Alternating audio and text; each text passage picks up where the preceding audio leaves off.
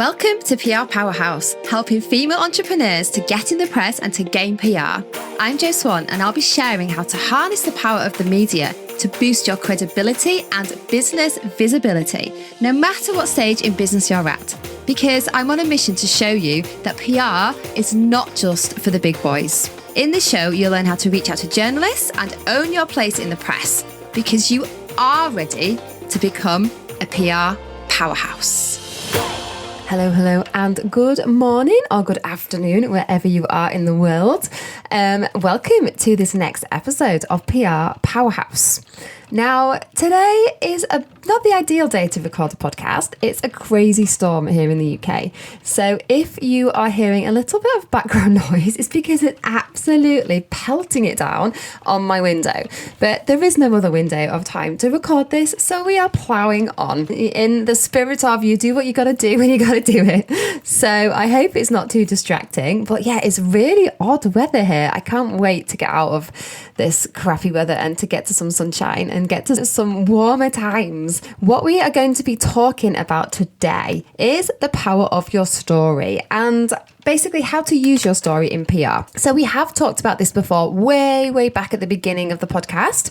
We talked about the power of your story and how the media really need you to engage with it and how your audience really needs you to engage with it. So we are going to be having a similar conversation, but maybe just from a slightly different angle, because I really believe it's super powerful for you to really connect with this idea of using your story in PR. So I don't think we can talk about this too many times ever. So that's what we're going to dive into today. That's what we're going to be discussing, using your story in PR. So the reason that this has come up again at the moment is because it was National Storytelling Week this week. And as part of that, we have been honing in on the power of stories. We've been supplying some tips out to our audience. We've been talking about it a lot to our clients. It was really front of mind. So it really made sense for me to use that topic as something that I talk to you about today. So I've got 5 tips for you that I'm going to run through, and I'm going to share a little bit of perspective from some unexpected people maybe as well, in terms of actually how connecting with your story is powerful for those around you as well as yourself. Okay, so let's start with the first point. The first point I'm going to talk to you about today is remembering that your story is what people actually want to hear. So your story is what the media want to hear, and the story is what your potential clients want to hear in the first instance. Think about this. No one wants to be sold to from the first interaction. No one wants to be sold to from the first moment that they connect with you. And this is so true with both the press and your potential clients. In the first instance, they don't particularly care about your business. They want to get to know you. And from a press perspective, you'll have heard me say a million times that actually you can't really go in all guns blazing trying to promote your business from day one, because that's not what the media are there for. That's not what they want to be hearing. They want to connect with you as a person, as an individual. They are not there to promote your business. They do not see that as their job. So actually they get quite offended when you go in with a super promotional approach of really trying to tell them everything about your business. So we know that when we're dealing with the media, that we need to storytell and not sell. We know that we need to play the game, and we know that it's really important to show a value in what we're sharing and to connect with that on a very human level.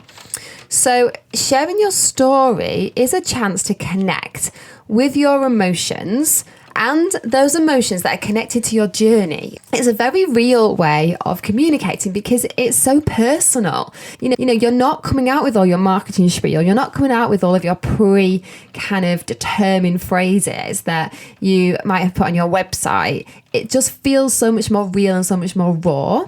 And that's when you really create connection. And that's when you really create empathy and also respect. And I'm saying that from both perspectives of the media responding to you in that way and also your potential client. Now, I want you to think about the power of sharing stories just for a minute.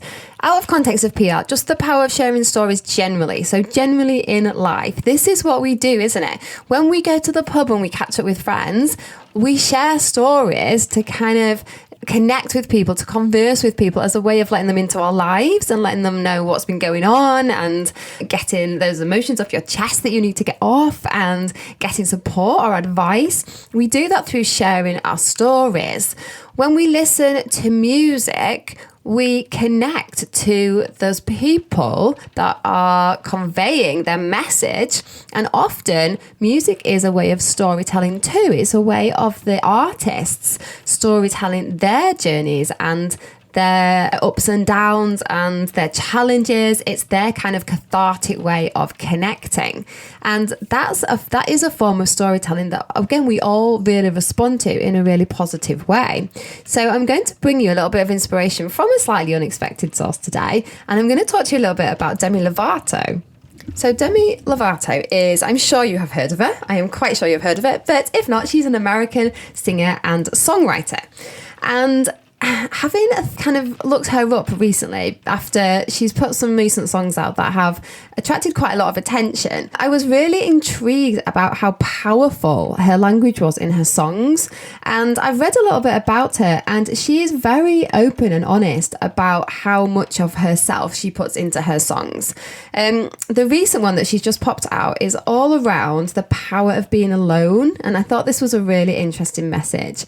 And she was saying that in the song, she's talking about how she's learned more about herself since she's been alone and that she's feeling more secure in the person that she is. And she talks about how actually her songwriting has been a bit of a journey of her self-love and her confidence. And you can see that when you look back, all the things that she's written, you can see her journey. Like, you can really get to know her as an individual, as a person, and you really get to see under all the layers and under the front of kind of how she has to show up. And a lot of her lyrics really show her strong and her vulnerable side.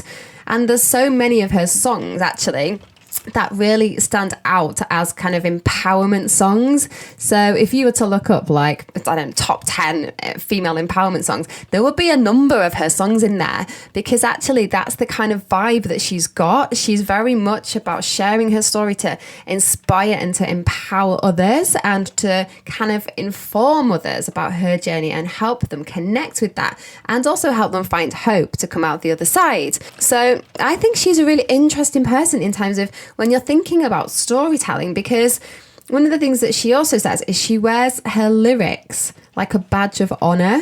And I love that quote. How cool is that? Like, she is basically saying, I am using my songs as like a timeline of my life. I'm using my songs as a way of recording what has happened to me and as a badge of honor of what I've been through and what I've achieved, how I've managed to come out the other side. So I think that is a really, really powerful way to think about using your story and using language to communicate what you've learned, what you've been through, and think about how that can help other people. She is very much an artist that is aware of her influence, and she's very much an artist who is aware of her power and the power that her words can have on other people. And I just want to read you out this quote that I found from her, which again, I think is really interesting that she has connected to this. And she says, I learned the power of storytelling and the responsibility that people with influence have to speak out. Now, I just want you to think about that for a minute, particularly that last part. The responsibility that people with influence have to speak out. Now, we talk to our clients all the time about the responsibility of them sharing their voice, the responsibility of us as people who have been through a journey and who have come out the other side to be that shining light, to be that person that inspires other people, that helps other people see that there's positivity at the end of whatever it is that they might be going through. And I think that's a really important thing to remember, to really connect to, in terms of, well, why do I need to share my story? What's the point of all this? I've heard this a million times from a million different marketing people. Yeah, I know I have to share my story. but we're doing it for a reason. We're doing it because there's a purpose to this and because there's an end goal in terms of the power of actually speaking out and sharing that information, the power that can actually have on somebody else's life. Like, it is huge. It's massive. And we have seen this with so many of our clients who have impacted other people's lives through their bravery of sharing their journey, of sharing their story, and really using that story to connect with people who need to find them, who need their help. So ultimately, sharing your story is a way to connect to your ideal clients, because you're going to be speaking to the exact right person who needs to hear that message at that particular time. Okay, point number 2 I want to flag right now is the idea of you having just one story is not true. So point number 2 is remember that you have many stories, because this is where some people get a little bit stuck, where they get overwhelmed by trying to share their story, which effectively is their entire life. You can't share your entire life story, certainly not in one sitting. So you might chop that story up into different parts. You might sort of section it out and think about, well, what's the right part of my story to use for this particular purpose? It's important to think about what story you tell in respect of who you're talking to and what you want the outcome to be.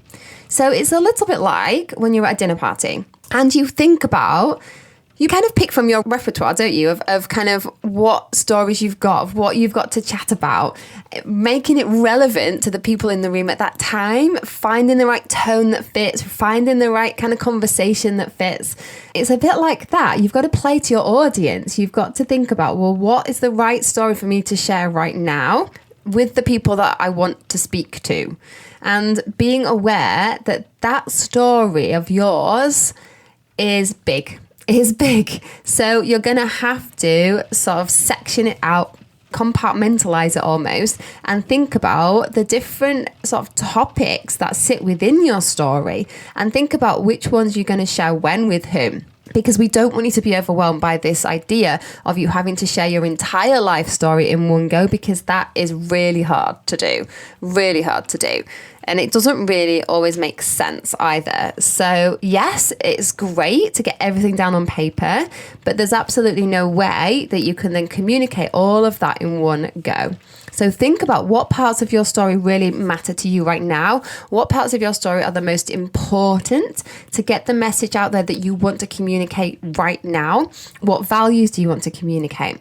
What elements of your journey are going to be the ones that really illustrate those values, that bring those to life and that connect you to your audience?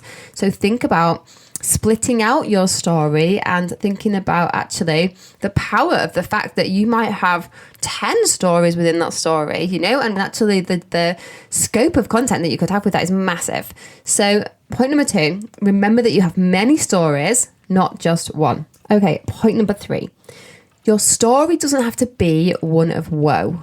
It's because often we see these really dramatic stories out there in the media, don't we?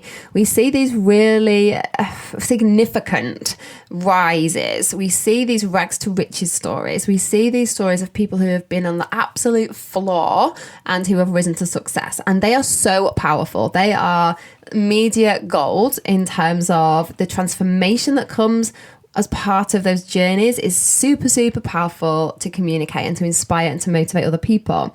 And that's fabulous. If you've got that kind of story, you are in a really strong position from a PR perspective.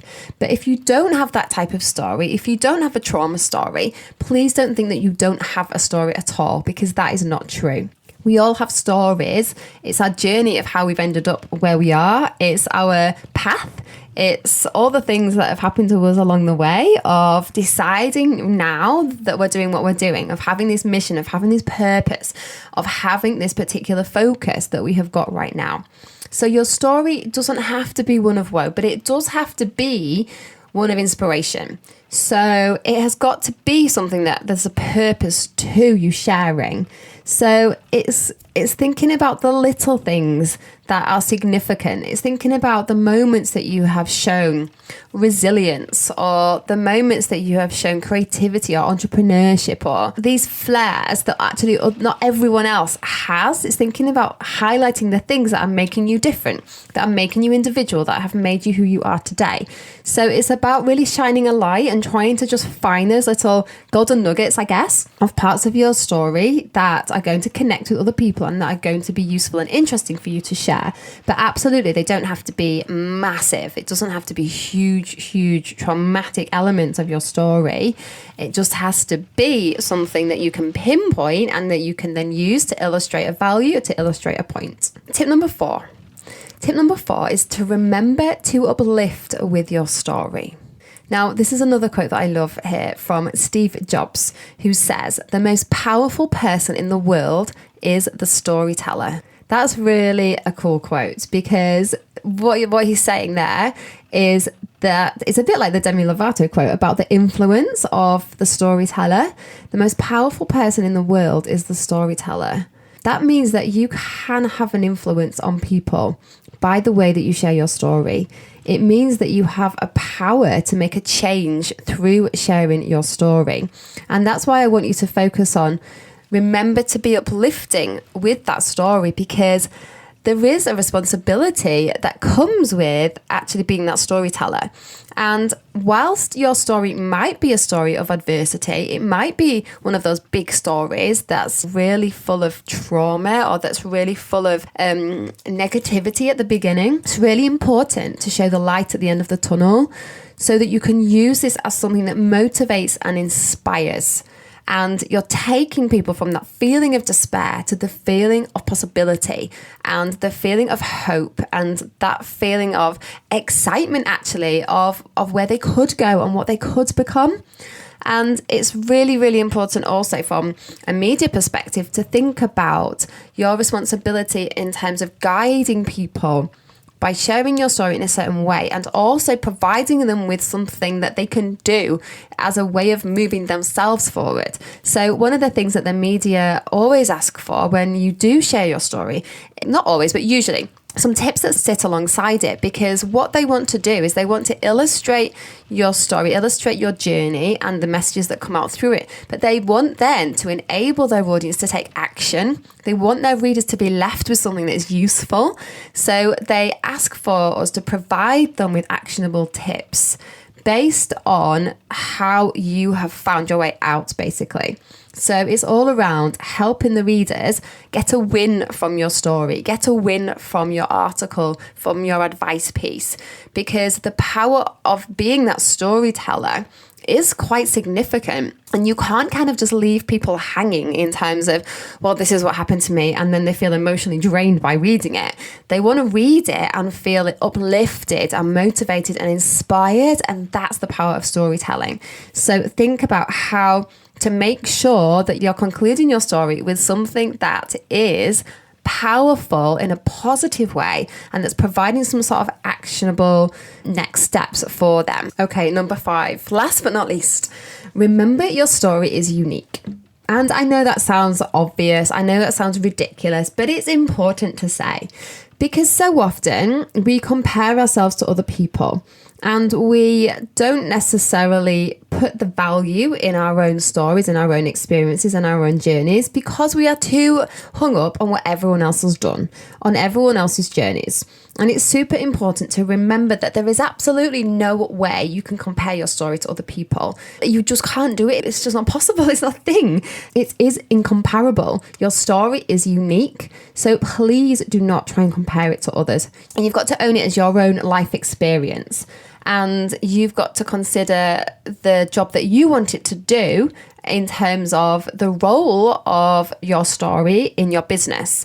So you've got to consider how to connect it to your business and your mission and how to make it work hard for you. And there's going to be so many unique elements within your personal story that connect to your business in the perfect way. And those dots will not join in the same way for anybody else. So you've absolutely got to remember that your story is unique, that there's huge power in it Don't compare it to other people. Don't try and think, is my story as strong as so-and-so's, or I don't have that part of my story, so therefore it's not. Do not go down that road, because you're just going to end up in a massive hole where you are just going round and round in circles, and it's going to freeze you. It's going to make you stop from taking any action, from doing anything positive with it. I don't need to get into that space.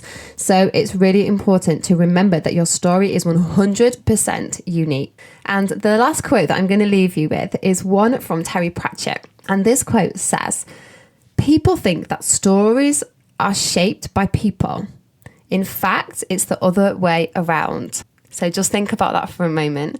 Stories are shaped by people. In fact, it's the other way around. So people are shaped by stories. That makes so much sense, doesn't it? Obviously, people are shaped by stories. So who could you shape with your story? How could you use your story to improve someone else's experience, to improve someone else's life, to add value, to provide hope, to provide inspiration, to provide them with this feeling of there's something else, there's something more? There is a huge responsibility with sharing our story, and too many of us shy away from it for whatever reason. I've done it too. You know, a lot of it comes down to imposter syndrome. A lot of it comes down to not feeling good enough, of you not feeling significant enough, of you not feeling like that you're a person that anyone would particularly listen to or care about hearing that story. But throughout this podcast, I hope you started to appreciate that actually, do you know what? We have got a responsibility, because whatever we've been through, there is 100% going to be another group of people out there in the world who have been through that thing too. And do you know what? They might not have come out of it quite as well as you. Quite likely there's a lot of people who have not come out of it as well as you, or are still in the middle of it. So let's think about the power of using that story, and think about the responsibility that we actually have of sharing that story. And while we're at it, we might as well get some PR out of it. We might as well leverage the story to help us connect with people, to help us build our tribe, to help us build our audience of our ideal clients, to help attract us and to help us magnify the right type of people into our worlds. So there's a reason, there's a marketing reason why people use storytelling, but also there's a fundamental kind of human reason why this is a thing, why this is an important part of our communication. So I hope that's given you some things to think about. I would really love to know kind of where you are at on this journey. Have you thought about your story in this way before? Have you used it already to generate PR? I would love you to share your wins. Come over on Instagram and join me at JoChockPR and share your wins there. Or obviously come and join our free group and come and talk to me about it in there. I find it so fascinating, the power of storytelling, and it's something that we do with our clients every single day. It's one of the things that I love the most, really unpicking people's stories and really understanding how we can use them to create some positive change for others. So please come and hang out with me, and let's get going. Let's get going with getting you out there doing this stuff and starting those interesting conversations. I'm going to leave you there for today. I hope you have a fabulous week, and take care. I'll be back soon. Take care. Bye. Thank you for listening to PR Powerhouse with me, Jo Swan. If you want to feel empowered and supported and excited about getting in the press, come and join us in our free community over on Facebook at PR You Can Do It. I would absolutely love to see you there, so I can help you take those next steps to getting in the media.